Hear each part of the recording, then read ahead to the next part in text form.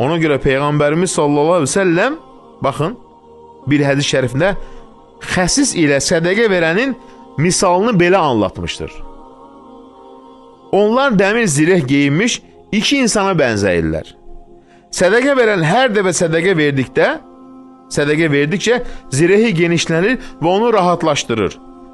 Xəsis isə hər dəfə sədəqə vermək istədikdə vermədiyi üçün zirehin hər halqası daha da neyniyər? İnsanı sıxar, genişlənməz. Baxın. Yəni, nəyi misal çəkir Peyğəmbərimiz? Bu müminin və sədəqə verən insanın qəlbinin genişlənməsinə, xəsin isə qəlbinin daralmasına neyniyir? Bənzəyir. Həmçinin insanın, həyatın xoşbəxti nədir?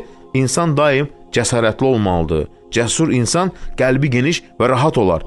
Qorxaq insan isə qəlbi ən sıx olan insanlardandır. Onun nə rahatlığı, nə sevinci, nə də həqiqi hüzuru olar.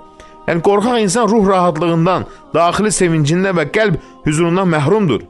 Necə ki, bunlar xəsis insan üçün də eynidir. Eləcə Allahdan üz çevirən, onu zikr etməyən, onun adlarını, sifətlərini tanımayan və qəlbini ondan başqasına bağlayan insan da bu rahatlıqdan nədir? Məhrum olur. Baxın. Ona görə bu rahatlıq və sevinc, baxın, qəbirdə insan üçün bir bağ və cənnət nemət olur. Amma qəlbin darlığı və sıxıntısı qəbirdə əzaba bir növ həbsə çevrilir.